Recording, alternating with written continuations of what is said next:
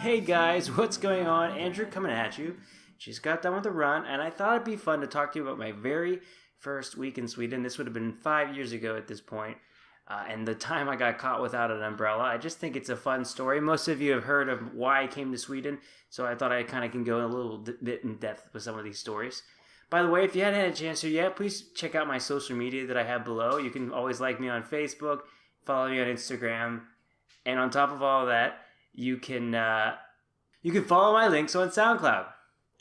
Anyways, when I first came to Sweden, all my flights on my plane got delayed. It was just not a good time. It was a huge hassle.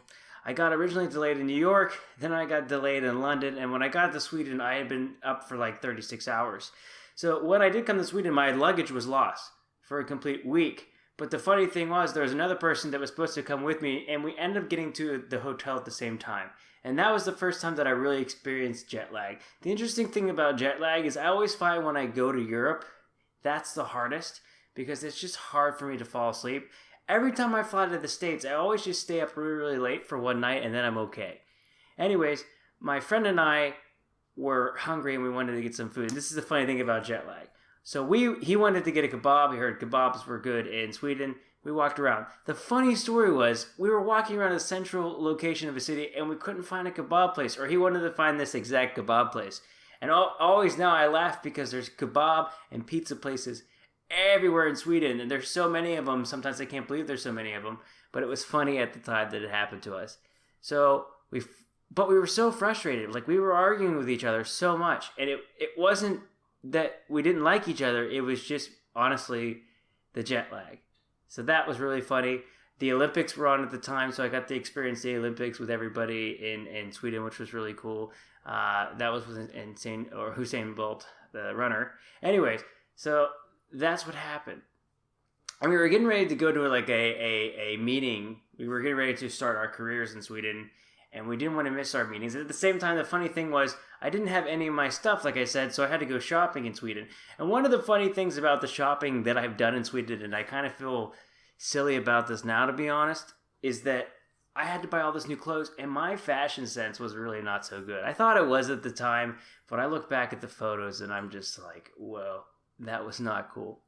So anyways, getting ready to go to our meeting, and my friend and I, we meet each other, and then we're walking into the city, and as we're walking, it suddenly starts to pour. I mean, rain super hard, and it's at that moment that it hits me. I don't have an umbrella. On top of that, I don't even have a jacket. When I moved to Sweden, I didn't think about this, and the funny thing is because most of the time in America, I just hopped in a car to go to work. Yeah, sometimes I walked around, but I didn't live in like a city center. I lived in a town or an apartment always, and had to take a car somewhere. So I didn't have any of the stuff. We got caught in the rain, and I mean, it poured. And we got to our meeting, and we got to where we were supposed to be. We were just soaked. We were just drenched. And so the first thing that I did in Sweden right after that was buy an umbrella. And it really hit me, the cultural difference. That's like the first major cultural difference that I realized coming to Sweden, was just dressing for the weather. This is a big thing. You'll hear people in Sweden say this all the time. There's no bad weather. There's just bad dress, or being, not having the right kind of clothes with you. So I bought an umbrella, and I bought a rain jacket. And that's the thing. Then I got jackets. What I will say to anyone that's new to Sweden, and I think if you're in Sweden, you're going to agree with me, that it's always a good idea, and it's always very, very valuable to make sure that you spend your money on a good jacket and good boots and probably a nice umbrella, and be prepared for any scenario and any situation. I always find that I'm always carrying a hoodie or something with me. So now I very rarely just have shorts with me. But if I'm going to go somewhere, have shorts and go be there somewhere for a couple days, I always throw a couple things in case the weather can change. Always have a hoodie with me, because it can be a really nice day in the summer, and then it can be really chilly at the end of the day. So that's a funny thing. I just think it's funny that I got caught in the rain like that.